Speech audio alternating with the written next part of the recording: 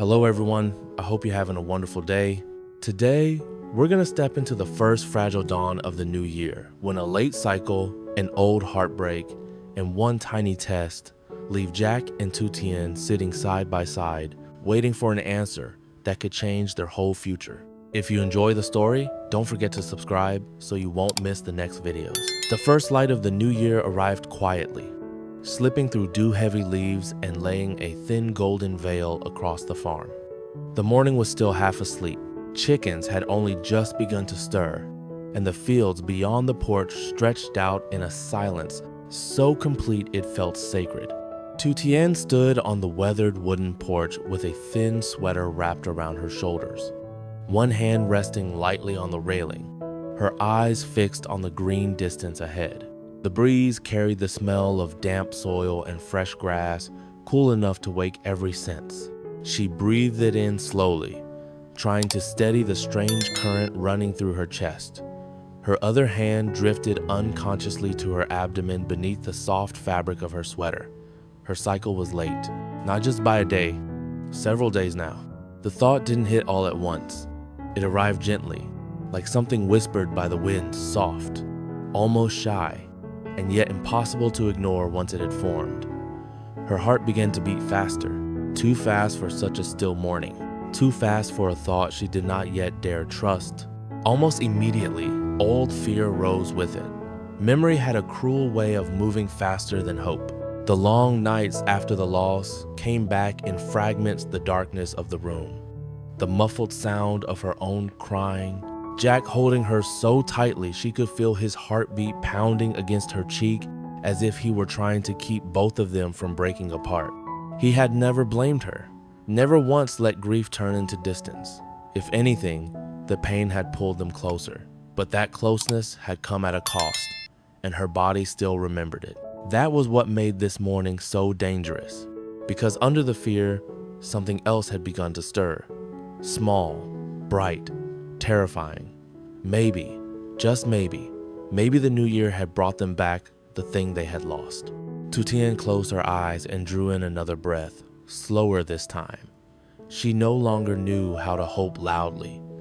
The past had taught her caution, but standing there in the tender dawn, with her fingertips trembling faintly against the place that once held a brief, fragile life, she could not stop the possibility from blooming inside her. She looked like a woman standing quietly on a porch.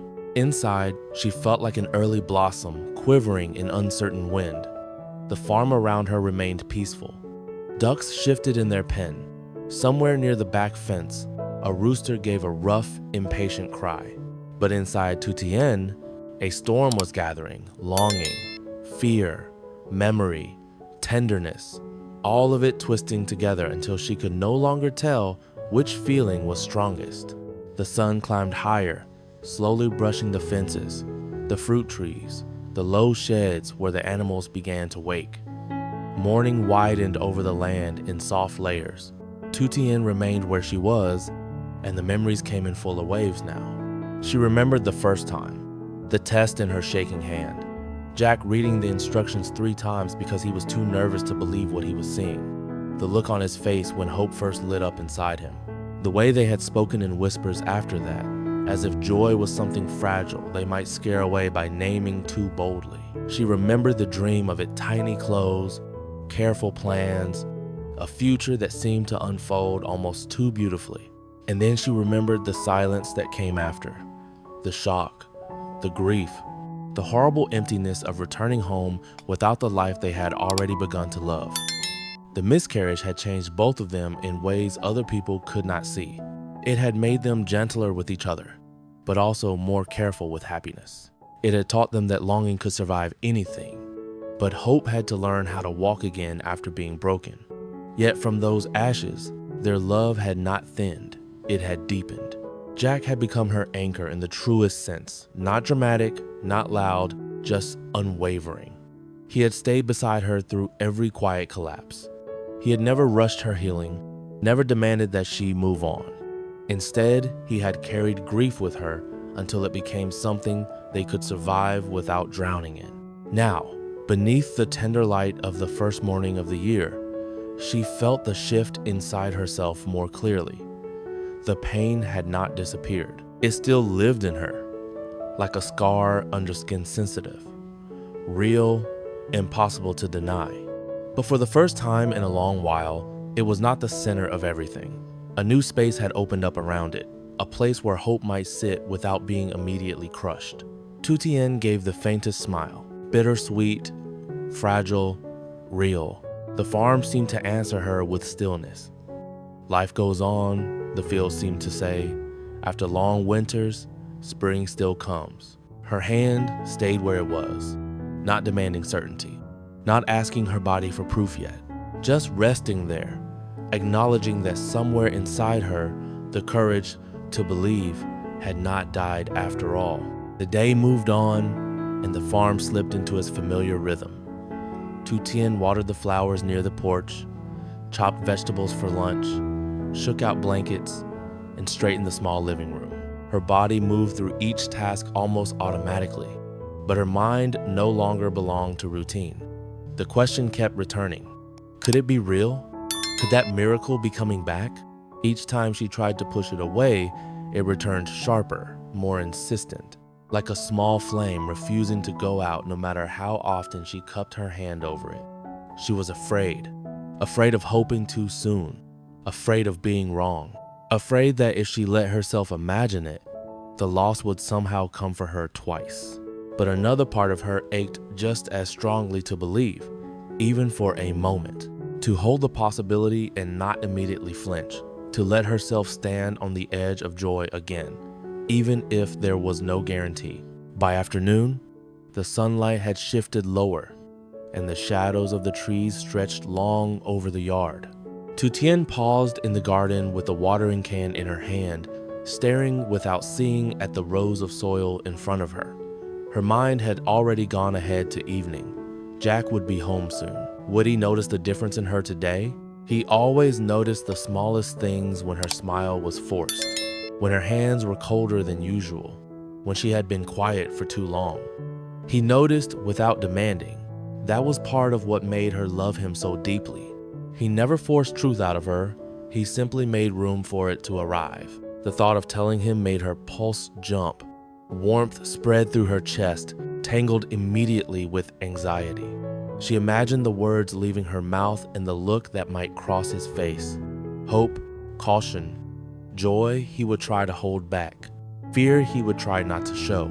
She could picture all of it because she knew him so well now. As the light softened toward evening, she understood that the moment was coming whether she felt ready or not. She would tell him, even if her voice shook, even if her hands were cold, even if all she had to offer him was a possibility and not an answer. Because if this was true, even only possibly true, she could not bear to hold it alone. Hope, however fragile, needed another heart beside it in order to breathe. By the time the sun dipped lower behind the trees, the farm had changed again. The sounds were softer now. A cow shifted in the distance. The wind moved dry leaves across the yard. A narrow line of smoke rose from a nearby field.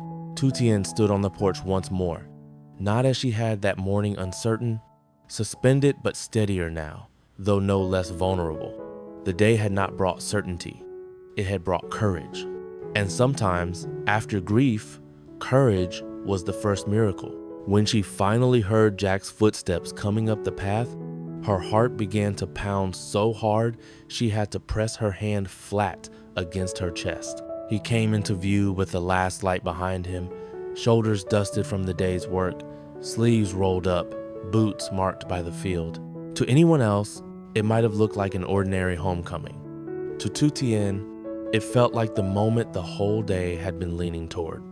She swallowed once, then softly before fear could overtake her. Jack. The house stayed quiet long after the last sentence faded.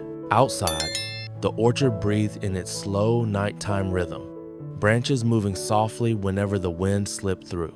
Inside, the single lamp near the bed cast a warm circle over the room, leaving the corners dim and gentle. Tu Tien remained leaning against Jack, both of them still holding the same fragile thought between them, neither daring to crowd it with too many plans. After a while, Jack shifted just enough to look at her face.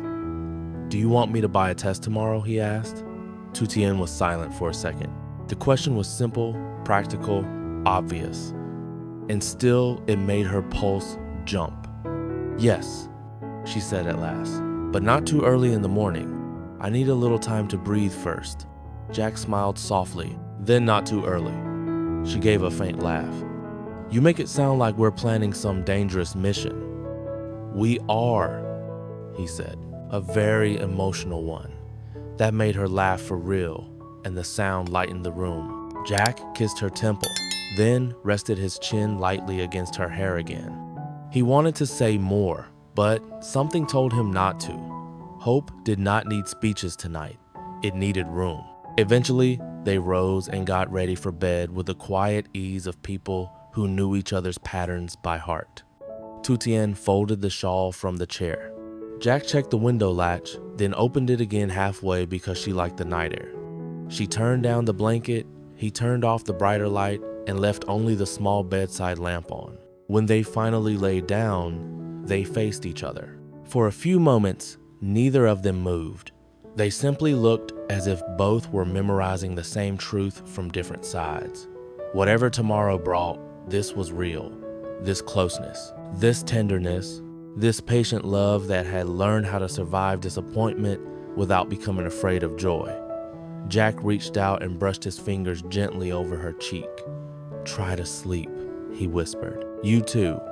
But sleep did not come quickly, not because either of them was restless in a chaotic way. It was quieter than that. Each time Tu Tien closed her eyes, she felt the possibility again, bright and frightening. Each time Jack tried to settle, he saw the same image, her standing on the porch at dawn, one hand on her stomach, carrying hope like something breakable. He wanted to protect her from everything, even from uncertainty, and knowing he could not made him hold her hand a little tighter in the dark. Sometime deep in the night, Tu Tien finally drifted off. Jack stayed awake longer, listening to the slow rhythm of her breathing and the soft chorus of insects outside. He watched moonlight shift across the ceiling and thought about the life they had nearly held once before. He let himself remember it fully this time, not to reopen the wound, but to honor it. Then, slowly, his thoughts turned toward the future again, not with certainty, but with a steady kind of faith. By the time dawn returned, the air had changed. The first light of morning slid across the yard and into the room, pale and cool. The farm woke gradually. A rooster crowing, ducks murmuring in their pen, leaves flickering under a light breeze. Tu Tien opened her eyes and lay still for a few seconds, letting memory catch up. Then she turned and found Jack already awake, watching her. "Did you sleep at all?" she asked. "A little." "You're lying." "Probably." She smiled, but there was nervousness under it. Today had arrived, the first real step toward an answer. Jack sat up. "I'll go after breakfast." Tu Tien nodded, then drew the blanket a little higher around her shoulders. The room suddenly felt colder, though the morning itself was mild. It wasn't temperature, it was anticipation. They moved through breakfast almost too carefully. Jack made tea. Tu Tien toasted bread she barely tasted. He asked if she wanted eggs. She said no. She asked if he wanted more tea. He said maybe later. Each small exchange circled around the larger thing neither wanted to press on too hard. Finally, Jack stood, took his keys from the hook by the door, and looked back at her. "Anything else?" he asked. Tu Tien thought for a moment, then nodded. "Yes." "What?" "Don't buy the cheapest one just because you're nervous." Jack stared at her, then laughed under his breath. "You think that little of me? I think you panic in stores. That is slander." But the joke helped. It broke the tension enough for both of them to breathe. He drove into town while the morning was still young. The roads were quiet, the fields bright with new light, and every ordinary thing he passed seemed almost absurdly normal compared with what the day might hold. At the pharmacy, he stood in front of an aisle full of tests that suddenly looked far more intimidating than any of the instructions on the boxes deserved. He picked one up, put it down, picked another, checked the expiration date twice, then chose the brand the pharmacist recommended. On the way home, he kept glancing at the small paper bag on the passenger seat. It looked too ordinary, too small to carry so much weight. Back at the farmhouse, Tu Tien was waiting on the porch, though she had promised herself she would stay inside and act calm. The second she saw the car turn through the gate, she stood. Jack stepped out and lifted the bag slightly. Mission accomplished. She came down the steps, took the bag from him with both hands, and did not open it right away. For a second, they simply stood there in the yard, looking at each other with matching nerves. "Do you want me here?" he asked quietly. Tu Tien swallowed. "Yes, but maybe not too close." He understood at once. "I'll wait outside the bathroom door." She nodded, then disappeared inside. The minutes that followed stretched longer than any they had lived through in weeks. Jack stood in the hallway, one hand on his hip, the other hanging uselessly by his side. He could hear only the smallest movements beyond the door. Water, a breath, silence. His own heartbeat became ridiculous in his ears. When the bathroom door finally opened, Tu Tien stepped out with the test in her hand and an expression he could not read at all. "We wait," she said. Jack blinked. "That's it? That's it." So they waited. Jack tried to distract her by asking whether the hens had laid eggs that morning.